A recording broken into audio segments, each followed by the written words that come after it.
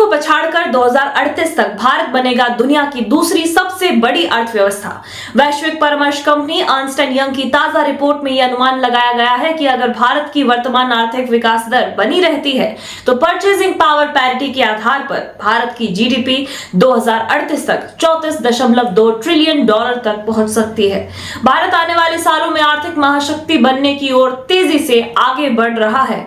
भारत अपने मजबूत आर्थिक बुनियाद, युवा जनसंख्या और अनुशासित वित्तीय नीति के चलते आने वाले समय में चीन को पछाड़कर दूसरी व्यवस्था बन सकता है।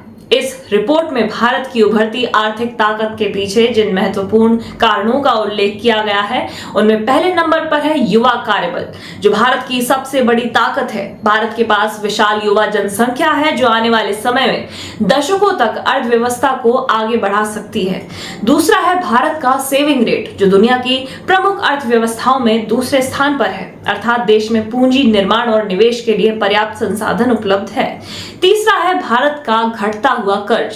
जहां दुनिया के कई देश भारी कर्ज के बोझ से जूझ रहे हैं, वहीं भारत लगातार अपना कर्ज कम कर रहा है। भारत का डेब्ट टू जीडीपी अनुपात 2024 में 81% से घटकर 2030 तक 75% तक आने की उम्मीद है। और पांचवा है भारत की बड़ी घरेलू खपत आधारित अर्थव्यवस्था, जो उसे वैश्विक उतार चढ़ाव से काफी हद तक सुरक्षित रखती है। जब वैश्विक व्यापार में मंदी होती है तब भी भारत का विशाल घरेलू बाजार आर्थिक गति बनाए रखने में मदद करता है।